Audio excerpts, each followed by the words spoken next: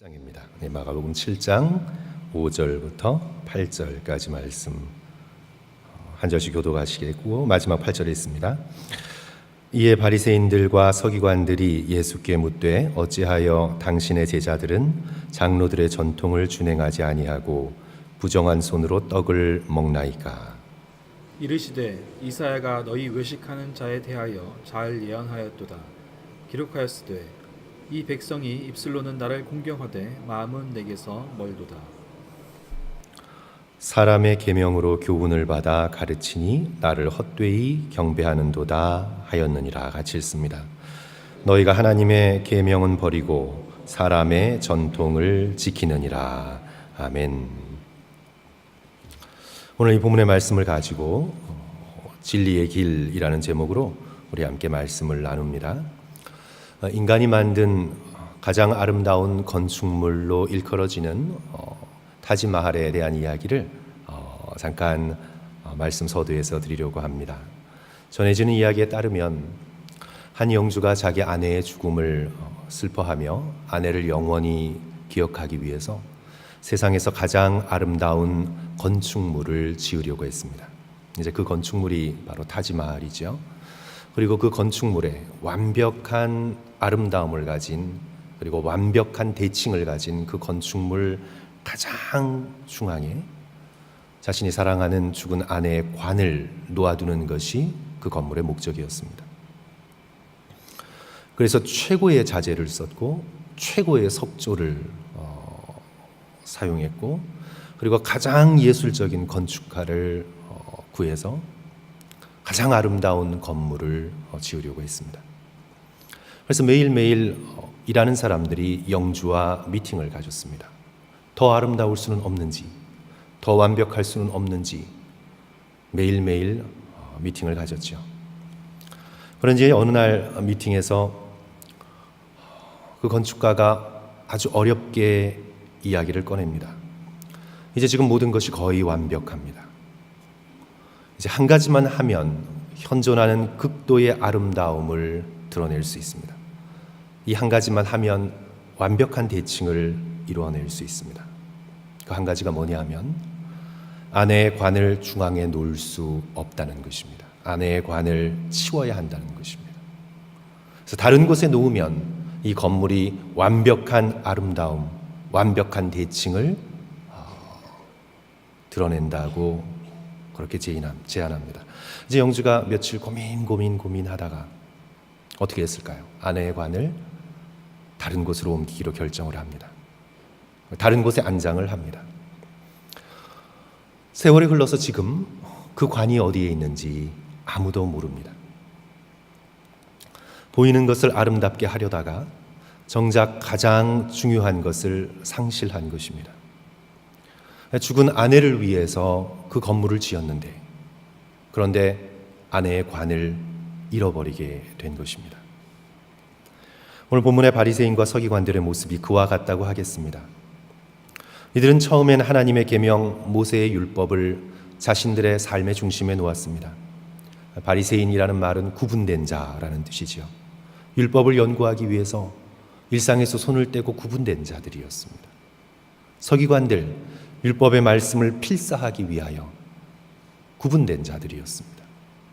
그들의 삶 속에 하나님의 계명, 모세의 계명이 한가운데 있었습니다.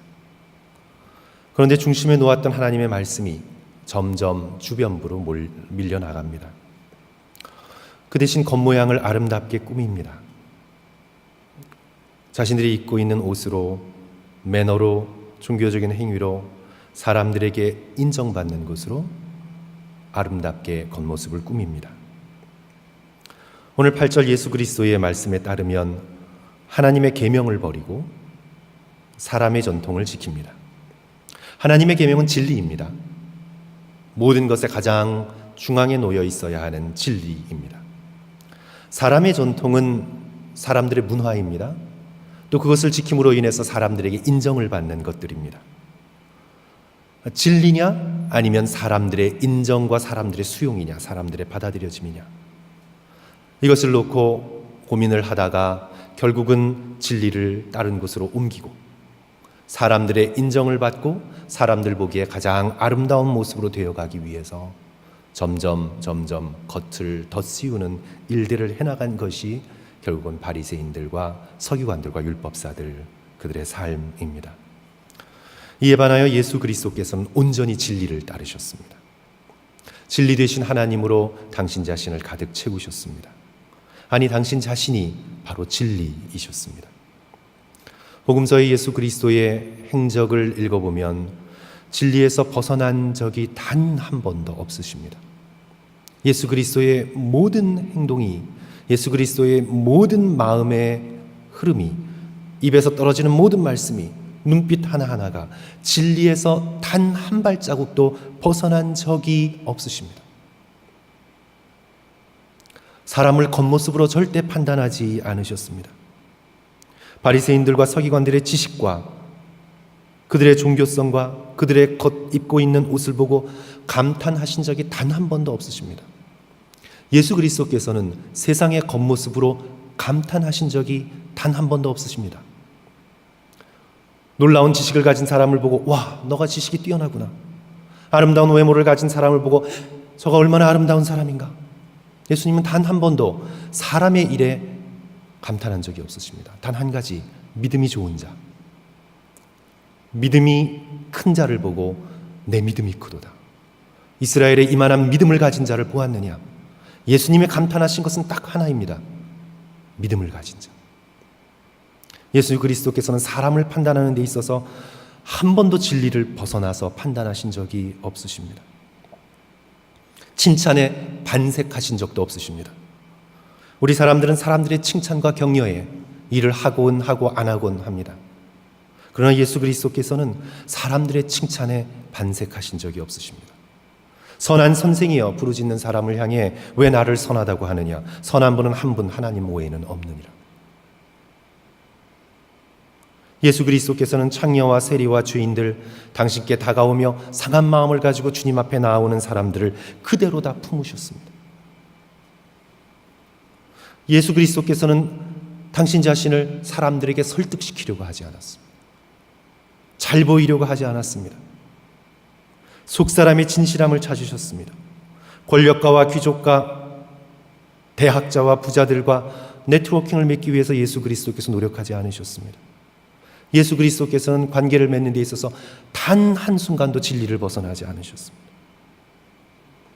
물질을 탐한 적은 한순간도 없으셨습니다. 사람들의 인기를 구하지 않으셨습니다. 약한 자를 긍휼히 여기셨습니다. 병든 자를 품어주셨습니다. 예수님의 한 걸음 한 걸음 발걸음은 진리에서 단 1인치도 벗어나지 않았습니다. 심판을 받으시는 중에서도 오직 진리만을 말씀하셨습니다. 내가 그니라. 내 말이 옳도다.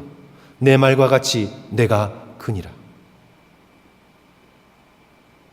예수 그리스도의 삶을 보면 우리가 진리 가운데 사는 삶이 어떤 것인지를 깨달아 알 수가 있습니다.